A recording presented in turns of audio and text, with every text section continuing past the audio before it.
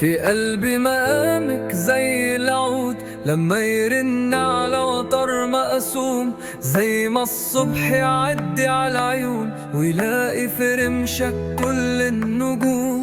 انتي غنوة مش بتتكرر، كتهلل وسرب النسيم، وانا كنت عايش نص حياة وقلبي من غيرك كان يتيم. انا مش بس حبك، دي حاجة فوق الكلام، ده حتى عبد الحليم لو غنى محتاج يفتح لي بمقام. ام كلثوم كانت تقول انت فين والحب فين، بس انا كنت في عينك بلا وطن بلا زمن بلا يقين. مش بتغني لي، ده صوتك نفسه بيقول لي تعال، كل حرف منك ني وكل همسة فيها جمال، كل ليلة بشوفك فيها الزمن بيوقف احترام، كأننا جوه قصيدة مش بتتقال في أي كلام.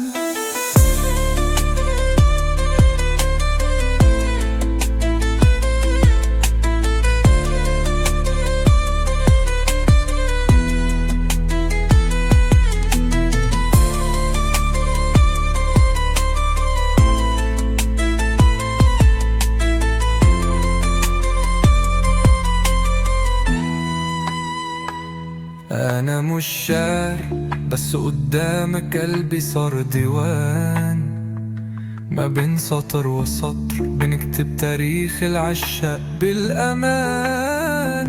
فيك الحنين وفيك البلاد والشارع اللي عدى في زمان، وفيك المطر وفيك الحنين وفيك عتاب من غير هوان. شايفك لوحة ما اتعملتش، صوت ما تسمعش، حبك مدرسة وانا فيها الطفل اللي ما شبعش. كل اللي فاتني في الدنيا دي كنت انت جايبهولي، قلبك ده وطن وانا المهاجر من خيولي. قالولي ازاي بتحبك كده، قلت لهم اسمعوا السكات، لو شافوها كانوا فهموا ان العيون فيها انغام امان. مش كل اللي بيتقال يتشرحوا، في ناس بتفهم النظرات وهي نظرتها كانت تكتبني من اول الاهات. انا اللي كنت بكتب لنفسي على الحيط كلام شبه الاغاني، وانت جيتي علمتيني ان الحياة مش بس معاني، دي نبض دي لحن دي حالة دي وطن من غير مكان، ده حتى لو سابوني الناس حضنك في امان. في قلبي مقامك عالي، لو العود نفسه اشتكى يقوم يسمع صوتك يرتاح ويرجع يبكي في الهوا.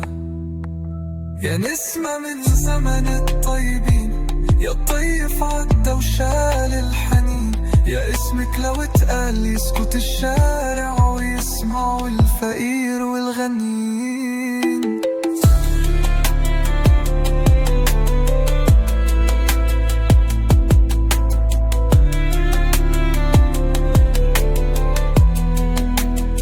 يا أجمل من كل المعاويل، من سيرة حب لأعز الناس، حبك رواية بس مش بتتقرا، دي بتتعيش بالإحساس.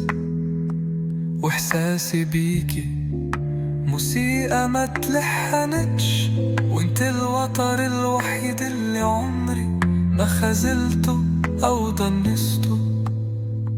في قلبي مقامك وكل الناس سمعت السكون،